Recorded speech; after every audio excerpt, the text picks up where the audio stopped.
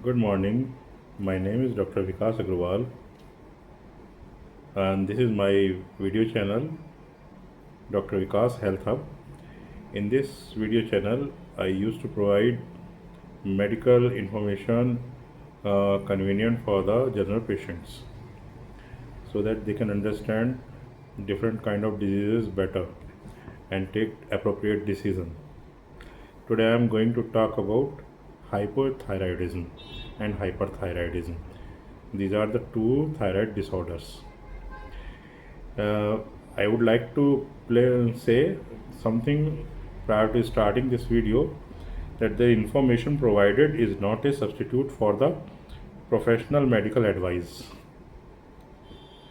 Diagnosis or treatment always seeks the advice of your physician or other qualified health provider. With any, if you have any question further, you can either come to my hospital or consult with your treating physician. So, starting the video about the thyroid. Thyroid problem encompass a range of disorder, primarily hypothyroidism, where the gland does not produce enough hormone, and second is the hyperthyroidism, where the gland produce more than enough hormone, I must say. These hormones T3 and T4 regulate the metabolism of the body, and they regulate the energy and body temperature also. So the thyroid is the power generator of human body, and it is a butterfly shaped gland, and it stays in the neck, here neck area. This is the thyroid area, and this is a bilobular structure. Now come to the symptoms. What are the symptoms of the hyperthyroid and the hypothyroid? So symptoms can vary significantly from fatigue and weight gain to weight loss and rapid heart rate. And the diagnosis is based on the blood test measuring the thyroid stimulating hormone. Short form is the TSH, and free T4, which is generally known as the T3 and the T4. Treatment options include hormone replacement therapy for hypothyroidism, where you have to take the supplements of the thyroxine in the form of the L-thyroxine, and anti-thyroid drugs for the surgery for the hyperthyroidism. In hypothyroidism, the slowed metabolism often results in fatigue, significant weight gain, cold intolerance, dry skin, constipation, and muscle weakness. You might also notice hair thinning, hoarseness of voice, and in some cases depression and impaired memory. On the other hand, in hyperthyroid, the body works too fast, because you can say that the accelerator is rotated to the full condition, of the pressed car accelerator, like pressed down, and the car engine revs fast.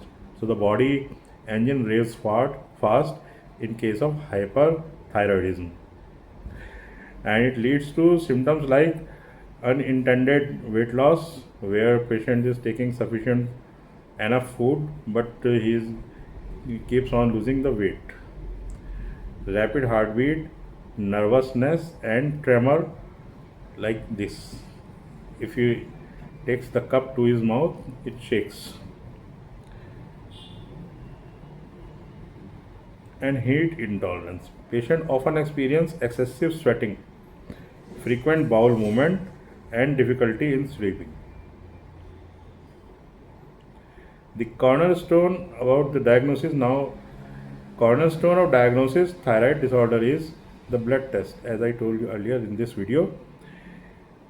So in blood test, we do the thyroid panel, primarily measuring TSH and free T4. In hypothyroidism, you will typically find an elevated TSH level, indicating that the pituitary gland, which is the master gland in the human body, is working hard to stimulate the underactive thyroid. Conversely, in hyperthyroidism, the TSH level is usually suppressed to very low, while free T4 is typically very high, showing that the thyroid is producing too much of hormone.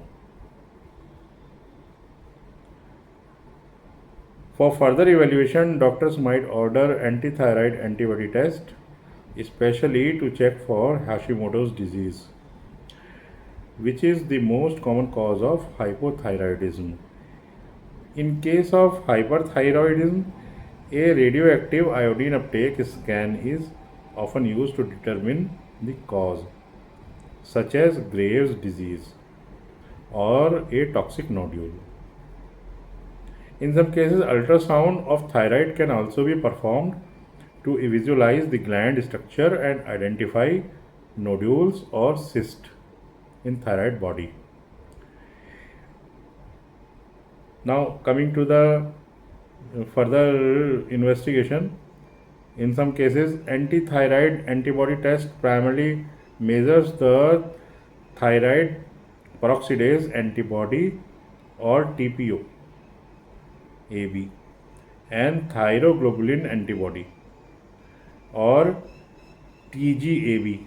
These tests also diagnose autoimmune thyroid disease. The presence of these antibodies indicates that the immune system is attacking the thyroid gland, which is the cause of condition like Hashimoto's disease or Graves' disease also.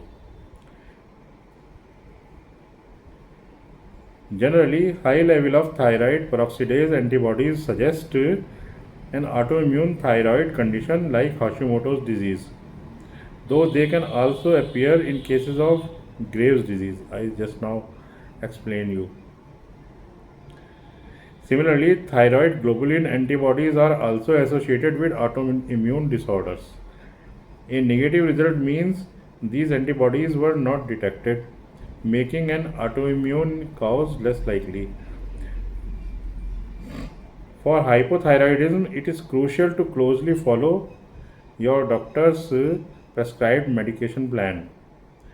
It is very important to stick to the medication plan prescribed by your doctor. You should also attend regular follow-up appointments with your doctor and blood tests to monitor your hormone level and adjust treatment as needed. Be mindful of your iodine intake, as excessive iodine amounts can worsen the condition, so try to avoid supplements like kelp.